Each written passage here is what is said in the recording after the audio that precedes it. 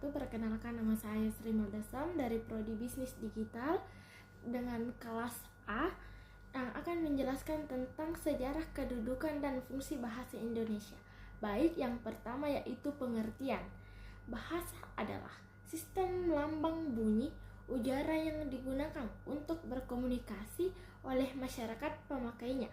Menurut Krida Laksana di Djoko Kentijono, yang sejalan dengan Barber, bahasa yaitu sumber lambang bunyi yang arbiter yang digunakan oleh para anggota kelompok sosial untuk bekerja sama, berkomunikasi, dan mengidentifikasi diri.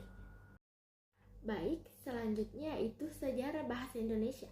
Bahasa Indonesia adalah hasil pertumbuhan dan perkembangan bahasa Melayu. Untuk mengetahui perkembangan bahasa Melayu itu diuraikan oleh Syekh Takdir Ali Syahbana bahwa negeri kita yang terdiri dari beribu-ribu pulau ini selayaknya mempunyai bahasa dan dialog yang begitu banyak.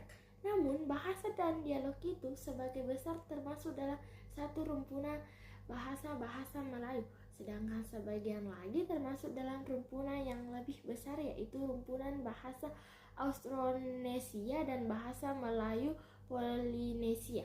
Pertumbuhan bahasa Melayu yang telah menjadi bahasa Indonesia dapat dikemukakan dengan rumus matematika yaitu BM tambah BD tambah BA, di mana BA mewakili bahasa Melayu, BD mewakili bahasa daerah, dan BA mewakili bahasa asing.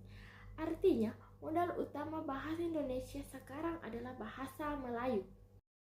Adapun beberapa faktor pendukung bahasa Melayu diterima sebagai bahasa Indonesia adalah: 1. Luasnya pemakaian bahasa Melayu.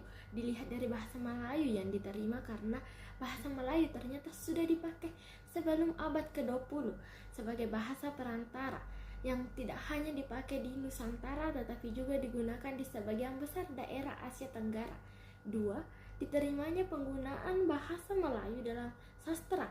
Faktor kedua, diterimanya bahasa Melayu sebagai bahasa Indonesia karena banyak digunakan dalam hasil-hasil sastra baik bahasa Melayu rendah maupun tinggi.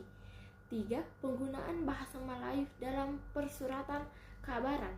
Faktor ketiga penyebab diterimanya bahasa Melayu sebagai bahasa Indonesia adalah digunakan bahasa Melayu dalam surat kabar Nusantara.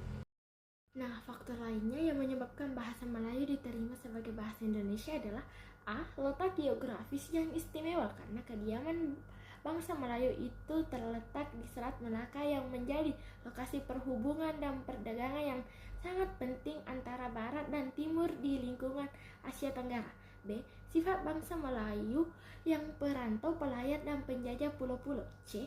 Menjadi bahasa penghubung bagi kekuasaan politik kekerajaan. Tidak kalah pentingnya bahasa Melayu dijadikan sebagai alat pengembangan agama Islam yang dibawa oleh para pedagang ke seluruh kepulauan, pengembang agama Kristen yang dibawa Portugis, serta orang-orang Eropa lainnya.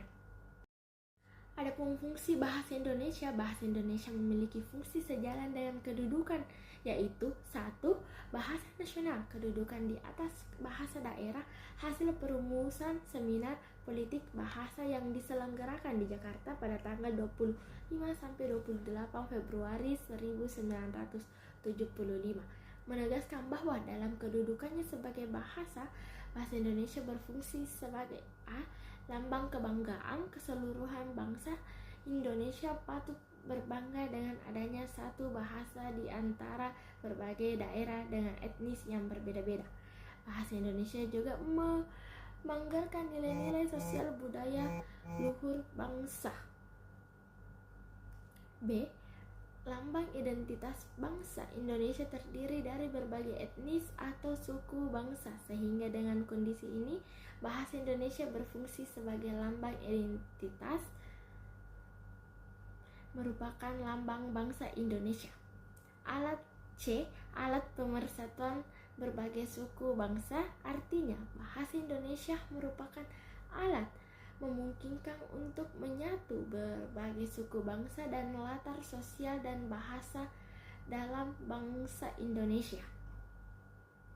D. Alat perhubungan antar daerah dan antar budaya. Jika bangsa kita tidak memiliki satu bahasa, maka masalah utama yang muncul adalah hambatan komunikasi di antara suku bangsa. Baik, bahasa negara. Bahasa resmi Negara Kesatuan Republik Indonesia memiliki 4 fungsi sebagai berikut.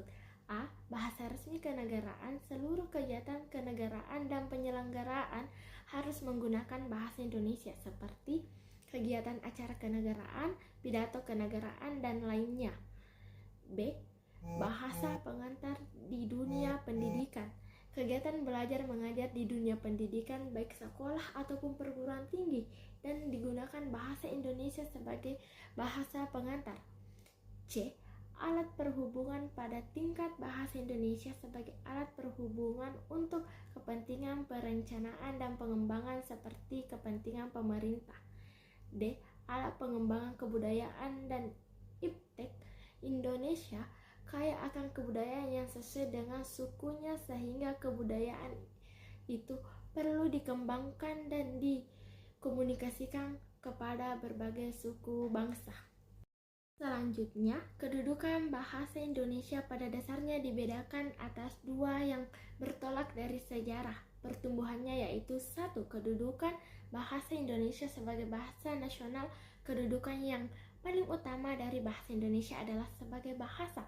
Hal tersebut tersurat pada Ikrar Sumpah Pemuda tanggal 28 Oktober 1928 yang berbunyi, menjunjung tinggi bahasa persatuan bahasa Indonesia setelah Sumpah Pemuda dalam sebuah hasil perumusan seminar politik bahasa yang diselenggarakan di Jakarta tanggal 25 sampai 28 Februari 1975.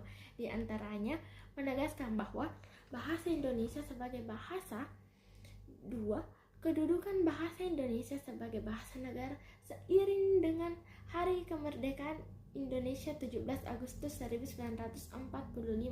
Besoknya tanggal 18 Agustus 1945 diakui dan disahkan keberadaan bahasa Indonesia sebagai bahasa negara yang termasuk dalam pasal 36 Undang-Undang Dasar 1945 yang berbunyi, bahasa negara adalah bahasa Indonesia. Berarti bahasa Indonesia tidak hanya berkedudukan sebagai bahasa tetapi juga termasuk dalam bahasa negara. Jadi, kedudukan bahasa Indonesia sebagai bahasa diembannya dalam persoalan kehidupan berbangsa, bukan dalam kehidupan bernegara. Baik, itulah materi dari saya. Jika ada kesalahan dan dalam pengucapan mohon maaf.